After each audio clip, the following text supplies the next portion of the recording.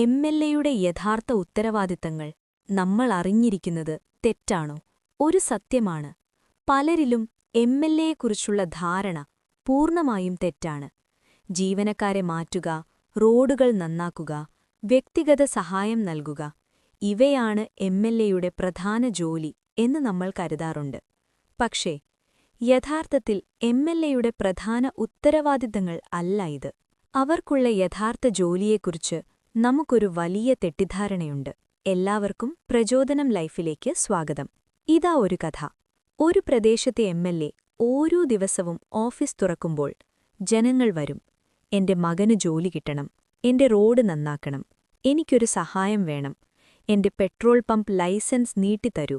MLA ചെയ്യുന്നത് ആരെയെങ്കിലും വിളിക്കും, ചിലപ്പോൾ സഹായിക്കും, ചിലപ്പോൾ കഴിയില്ല, ജനങ്ങൾ വീട്ടിലേക്ക് മടങ്ങും. എന്നാൽ ഒരു കാര്യം അവർ മനസ്സിലാക്കുന്നില്ല. എംഎൽഎയുടെ ഏറ്റവും വലിയ ജോലി ഇവയൊന്നുമല്ല. എംഎൽഎയുടെ പ്രധാന ജോലിയെക്കുറിച്ചുള്ള വമ്പൻ തെറ്റിദ്ധാരണ. എംഎൽഎ ഒരു അഡ്മിനിസ്ട്രേറ്ററല്ല. എംഎൽഎ ഒരു റോഡ് കൺട്രാക്ടറല്ല. എംഎൽഎ ഒരു ജോലി നൽകുന്ന ഓഫീസറല്ല. എംഎൽഎയുടെ യഥാർത്ഥ ജോലികൾ: 1.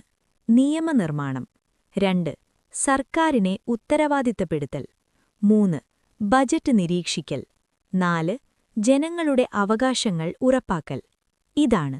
പക്ഷേ ഈ കാര്യങ്ങൾ പല പൗരന്മാർക്കും അറിയില്ല. നിയമസഭയിൽ എംഎൽഎ ചെയ്യുന്ന കാര്യങ്ങൾ.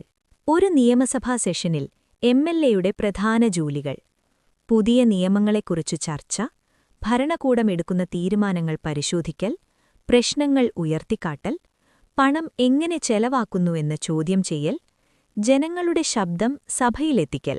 10 നിമിഷം പോലും സംസാരിക്കാത്ത എംഎൽഎ, ഒരു പദ്ധതിയും പഠിക്കാത്ത എംഎൽഎ, അവരാണോ നമ്മുടെ ശബ്ദം? അതാണ് ഏറ്റവും വലിയ ചോദ്യം. നിയോജകമണ്ഡലത്തിൽ എംഎൽഎയുടെ യഥാർത്ഥ പങ്ക്. ഒരു നിയോജകമണ്ഡലത്തിൽ എംഎൽഎയുടെ ഉത്തരവാദിത്തങ്ങൾ: 1. വികസന പദ്ധതികൾ നിരീക്ഷിക്കൽ.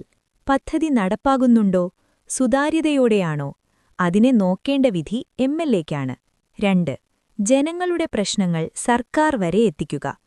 ഒരാളുടെ വ്യക്തിപരമായ കാര്യമല്ല, ആ പ്രദേശത്തിന്റെ പൊതുപ്രശ്നങ്ങൾ. 3. സർക്കാരിന്റെ അധികാരം ദുരുപയോഗം ചെയ്യാതിരിക്കാൻ നിയന്ത്രണം കൊണ്ടുവരൽ. എംഎൽഎ ജനങ്ങളുടെ കാവൽക്കാരനാണ്. എംഎൽഎ ഒരു രക്ഷകനല്ല, ഒരു പ്രതിനിധി. പലരും എംഎൽഎയെ ഒരു രക്ഷകനായി കാണുന്നു. എന്റെ പ്രശ്നം എംഎൽഎ തീർക്കുമല്ലോ, എനിക്കൊരു സഹായം തരൂ, എന്റെ ബന്ധുവിന് പോസ്റ്റിംഗ് വേണം. പക്ഷേ എംഎൽഎയുടെ ജോലി നമ്മുടെ വ്യക്തിപര ജീവിതം ശരിയാക്കുക അല്ല, അത് സഹായം മാത്രം. അവരുടെ ജോലി നമ്മുടെ പൊതുജീവിതം സുരക്ഷിതമാക്കുക, നമ്മുടെ അവകാശങ്ങൾ സംരക്ഷിക്കുക. വ്യക്തിഗത നേട്ടത്തിൽ പൊളിറ്റിക്സ് വളരുന്നില്ല, പൊതുനേട്ടത്തിലാണ് പൊളിറ്റിക്സ് ശക്തമാകുന്നത്.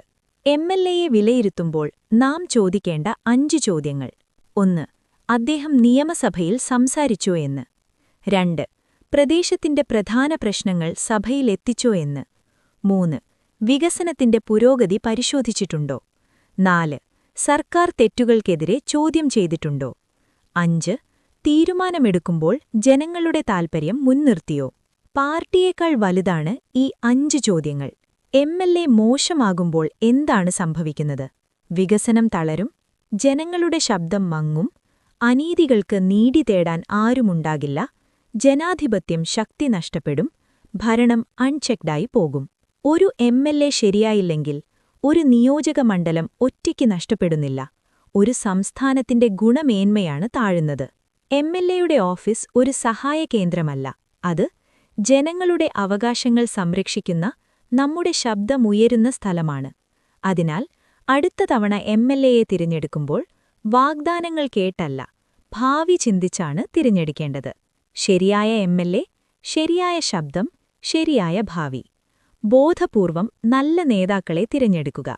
ബോധമുള്ള വോട്ട് കേരളത്തിന്റെ ഭാവി. പ്രിയരെ, വീഡിയോ ഇഷ്ടപ്പെട്ടാൽ ലൈക്ക് ചെയ്ത് ഷെയർ ചെയ്യുക.